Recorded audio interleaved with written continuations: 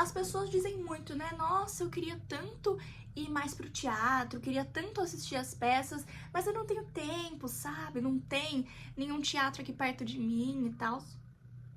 Mas você sabia que você não precisa ir ao teatro pro teatro vir até você? Nesse vídeo eu vou te provar e vou te mostrar algumas peças que você pode ler aí da sua casa e que tem mais ou menos o mesmo efeito, se você usar a sua imaginação. Vem comigo! Olá, pequenos e grandes leitores, como vão vocês? Para quem ainda não me conhece, eu sou a Bel, eu tenho 14 anos e no vídeo de hoje eu vou conversar um pouquinho com vocês sobre o gênero dramático da literatura, ou seja, o teatro, as peças de teatro e como é possível sim ler e sentir como se você estivesse ali assistindo. Vou mostrar algumas que eu já li, duas, na verdade, e vou falar um pouquinho pra vocês de como foi a minha experiência. Espero que vocês gostem, porque não é a gente não fala muito sobre o gênero dramático, muitas vezes. A gente fala muito mais sobre o lírico e o épico / narrativo, que virou narrativo, né, hoje. Mas eu queria trazer aqui pra vocês porque eu acho importante a gente experimentar de tudo, a gente variar um pouco aí, né? Claro, se você não gosta de algo, não já tentou e não gostou de algum gênero específico, não vai, simplesmente não te desce, por favor, respeite isso. Mas é sempre bom a gente experimentar alguma coisinha nova que desperte a nossa curiosidade, não é mesmo? Então, vamos lá para esse vídeo. Vou tentar explicar aqui para vocês um pouquinho sobre... Eu gosto muito dessa parte histórica. Não sei se eu já falei isso em algum momento para vocês, mas eu adoro história. É uma das minhas matérias favoritas na escola. Então, eu vou tentar explicar um pouquinho sobre a origem, né, do gênero dramático, do teatro e tudo mais. Mostrar algumas peças importantes. Também mostrar as que eu li pra vocês, que foram duas escritas em língua portuguesa. Eu acredito que sejam, assim, das mais importantes aí dentro da literatura em língua portuguesa, no caso de Portugal e do Brasil. E é isso, né, gente? Vamos lá pra esse mergulho aqui comigo no mundo do teatro. Mas não antes de você deixar... Nossa senhora, a dicção falhou. De você deixar um like nesse vídeo, se inscrever aqui no canal se ainda não é inscrito, compartilhar esse vídeo com os seus amigos e me seguir lá na rede vizinha para mais indicações literárias incríveis para todos os gostos e idades. Bora lá!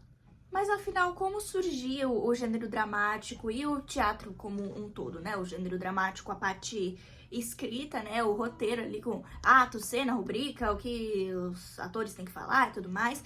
A parte pra guiar mesmo o pessoal, e o teatro, o visual ali, a representação. Tudo isso surgiu lá na Grécia Antiga, a partir de festas e celebrações em homenagem ao deus Dionísio, que era... Buzina. Vai ter jogo do Brasil hoje, tá, gente? Por isso que a galera tá buzinando. Hoje é dia 13 de junho. Por que eu olhei pro meu relógio, gente? Hoje é 13 de junho e vai ter jogo do Brasil, por isso que a buzina aqui. Até me perdi. Em homenagem ao deus Dionísio, deus das festas e do vinho. E aos poucos as peças foram ficando mais complexas. Eu acho muito curioso, muito incrível como essas civilizações antigas eram evoluídas no pensamento. E as coisas que eles criavam, as arenas, os teatros gregos, era uma coisa muito doida, porque ficava o palco ali no meio, aí tinha a arquibancada, eles souberam aproveitar direitinho a acústica. Depois pesquisem na internet que vocês vão ver, assim, coisa de doido, gente. Pra época você fala, meu Deus, como que pensaram isso, como que fizeram isso com aquele pouco de tecnologia que eles tinham. Muito doido. Aí aos poucos as peças foram evoluindo e tudo mais, ficando mais diferentes, e ocorreu a separação entre comédias e tragédias. Por isso que a gente vê aquelas duas máscaras, né? A do sorriso e a triste. A do sorriso é a comédia, que é aquela peça mais divertida, que apela mais para esse lado humorístico, com uma outra criticazinha social, mas a gente finge que não percebeu. E a máscara triste é a tragédia, que já é aquela coisa mais mitologia, deuses, aquela, como o próprio nome já diz, tragédia. os finais terrivelmente trágicos, tristes e pessimistas. Aquela coisa que você torce tanto, espera tanto, só pra, sei lá, os dois morrerem no final. É isso, né? É disso que estamos falando. E o teatro foi evoluindo, foi mudando, né? Foi crescendo. E uma curiosidade muito interessante é que demorou muito para as mulheres poderem entrar e participar dos teatros. Antigamente eram só homens, eles usavam ali as caracterizações para representar mulheres, né? Mas eu não sei a data exata de quando que foi permitida a entrada das mulheres no teatro, mas demorou, viu? Assim como um monte de coisa que as mulheres foram proibidas de fazer durante muito tempo. Mas, enfim, o foco aqui não é esse, né? O foco aqui é explicar pra vocês, de fato, como que funciona tudo isso. E um outro ponto interessante, quando vocês veem títulos, assim, nomes das peças, vocês veem, alto de não sei o que, é farsa de não sei o que lá. Vocês ficam, gente, que raios é alto e farsa? Calma. Essa é uma outra divisão aí do teatro das peças, que começou ali na Idade Média. E eu vou explicar. Calma. Pode parecer confuso, mas é simples de entender. Quando você fala em alto, você não é alto de altura não, tá, gente? É alto com o nome ali do subgênero, vou chamar assim, que representa, você pensa em religiosidade, então uma peça com um caráter mais religioso, e moralizante também, então vai ter aquela coisa ali assim, por favor, né, seja uma pessoa melhor da próxima vez. E os personagens vão ser frequentemente alegóricos. O que eu quero dizer com isso? Que raios é alegórico? Calma. É anjo, é diabo, é essas coisas assim, essas representações, virtudes, tudo isso. Tudo isso você pensa em alegórico, você pensa nisso. E as farsas são aquelas peças mais profanas, mais do cotidiano, do povão, né? Era uma coisa muito mais popular. E como é que eu posso explicar isso? Até meio parecido com a comédia, sabe? Porque tinha uma crítica social ali, meio numa história mais bobinha, aparentemente. E já não tinha toda essa questão moralizante de, você fez coisa errada. Na verdade, nessas farsas, geralmente, até quem fazia coisa errada se dava bem, viu? Porque é uma coisa estranha, assim, né? Mas é isso, agora vocês não vão mais se confundir. Quando vocês baterem lá alto de não sei o que, você já vai saber que vai ter caráter religioso, que vai ser moralizante, que vai provavelmente aparecer anjo e diabo. E se você ler farsa, vai ser uma coisa mais do povão mesmo, mais pra você se divertir, dar risada, criticar as coisas dos outros e ver quem fez coisa errada se dando bem. Mas é isso, né? Agora você não se confunde mais, você vai saber quando vê aqui. Acho que já deu de história, né? Acho que vocês já conseguiram entender como surgiu toda essa coisa do teatro e tudo mais. É incrível como... Eu acho muito curioso como a antiguidade tem influência no mundo até hoje. Como eles criaram coisas tão atemporais. Não tô falando só do teatro, né, também. Mas pensamentos, filosofia, gente... Às vezes eu acho que esses caras são videntes, assim. Eles veem o futuro e eles falam, isso vai se repetir, a história vai se repetir. Acho muito curioso como isso acontece. Mas vamos falar um pouquinho aqui, né, mais sobre as peças em si, sobre autores conhecidos. Eu tenho certeza que quando você pensa em teatro, você pensa em Shakespeare. Não é Shakespeare, um grande dramaturgo aí inglês. E eu também pensava sempre nele, assim, nossa, teatro é Shakespeare, né? Porque tem Romeu e Julieta, Hamlet, essas coisas assim. A minha história, a minha peça favorita, particularmente, eu li adaptada, tá? Não li nem original, queria ler. É Sonhos de uma Noite de Verão. Eu acho muito divertido, muito engraçado. E gostei muito quando eu li da primeira vez. Eu confesso que quando eu li Romeu e Julieta, porque eu li junto num livrinho com as peças dele adaptadas para o público infantil. Acho que eu tinha uns 10 anos. Eu não esperava aquele final, porque eu ainda não tinha todo esse conhecimento de, é comédia, tragédia, não sei o que, sabia ali o basiquinho, eu não esperava aquele final. Eu fiquei, gente, por que eles fizeram isso? Meu Deus. Aí minha visão mudou mais ainda quando eu li a Bela Rosalina. Aliás, assistam meu vídeo falando sobre a Bela Rosalina. Se você acha que Romeu e Julieta é a maior história de amor de todos os tempos, eu sinto te dizer que você está enganado. Porque, na verdade, Romeu é um baita de um boy lixo. Calma. Não vem militar pra cima de mim. Vai assistir lá o vídeo que eu tô falando sobre a Bela Rosalina, esse livro maravilhoso, incrível. E eu conto tudo lá com a minha mãe. Assistam. Vejam lá.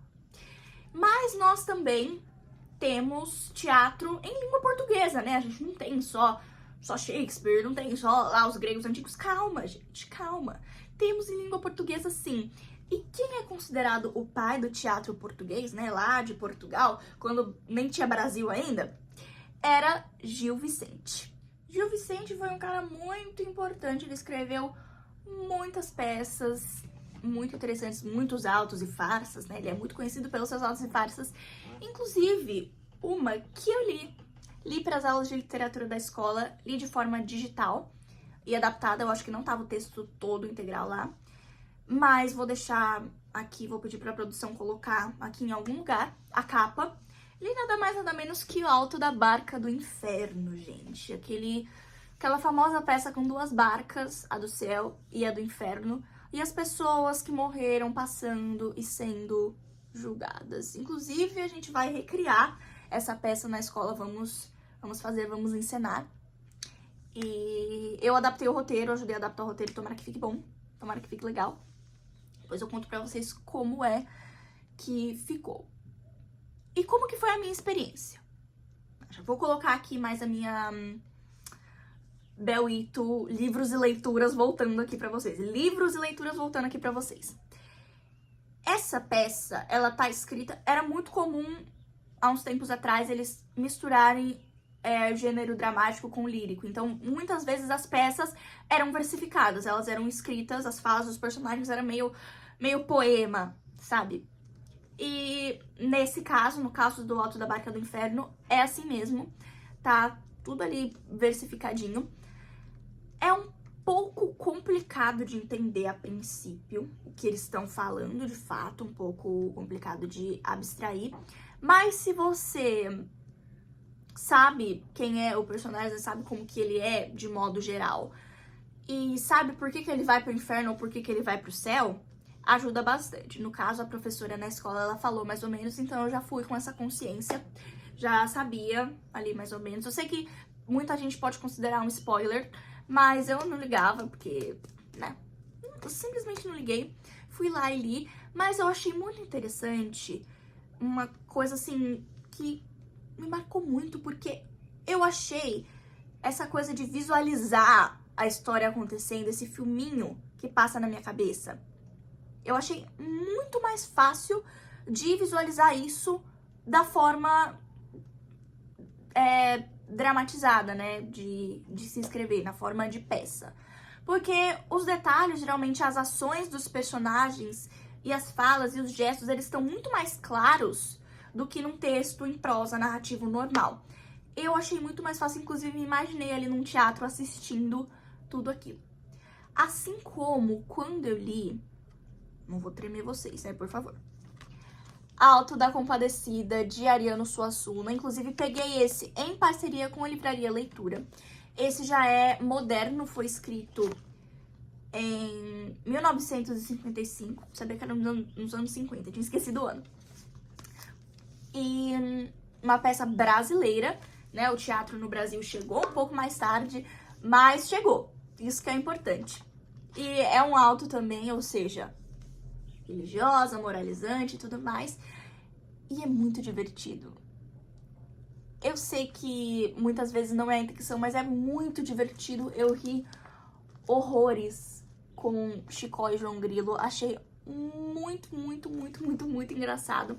Queria muito assistir o filme. O filme é um pouco antigo, mas eu vou ver se eu encontro pra assistir. Depois eu conto aqui pra vocês. Ou lá no vizinho também, o que eu achei. E, novamente, achei muito incrível como realmente você se sente ali dentro. Você se sente dentro de um teatro assistindo tudo mesmo. Você consegue imaginar tudo tão certinho que eu falei, gente, se você não consegue ir ao teatro, que o teatro venha até você. E eu acredito que a leitura dessas peças, muitas delas são escritas também, né? São publicadas em livros, principalmente as mais conhecidas, mais importantes. Eu acho que vale a leitura, sim. Vale experimentar. Se você é uma pessoa que já é naturalmente muito interessada em teatro e em peças e tudo mais, eu recomendo que você leia, porque muitas vezes hoje você não tem tempo de frequentar um teatro, você não tem tempo de ir lá, ficar ali, sei lá quanto tempo assistir uma peça, você pode ler e se sentir de fato ali muito imerso ali naquele contexto. E claro que precisa de imaginação, claro que você precisa estar ali de corpo e alma, mas eu acho que vale muito a pena. Eu gostei muito da experiência de ter lido peças de teatro e tudo mais. E eu acho que é isso, gente. Eu acho que é isso que eu tinha a falar. Pretendo ler mais algumas, não sei se aparecer alguma outra oportunidade. Entre o Alto da Barca do Inferno e o Alto da Compadecida, qual que eu prefiro? Eu não sei, eu acho que as duas têm o seu valor. O Alto da Barca do Inferno é mais clássico, mais refinado, mais sofisticado e tudo mais, treina mais o cérebro. E o Alto da Compadecida acaba sendo um pouco mais leve, mais divertido, muito engraçado, muito legal, mais moderno também, né? Mais contemporâneo, então é mais próximo de nós, né? Então, se for pra começar assim, eu recomendo realmente começar pelo Alto da Compadecida, porque não é tão distante, né? Primeiro porque tá no Brasil, né? Não tá lá em Portugal, lá longe. Segundo, que você não vai ver as pessoas falando, ai, vossa mercê de não sei o que, de não sei o que, de não sei o que lá e tudo mais. Você não vai ouvir isso, né? Você vai, acho que acaba conectando mais. Mas nossa, gente do céu, me baguncei toda aqui nas palavras. Foi esse o vídeo de hoje. Espero que tenham gostado do vídeo, né? Foi um vídeo um pouco diferente, né? Contei mais de uma perspectiva histórica também, né? Não só a minha experiência, como eu acho que a leitura das peças de teatro foi interessante pra mim. Então, eu espero que vocês tenham gostado da minha versão meio historiadora também. E é isso, gente. Beijos e até a próxima!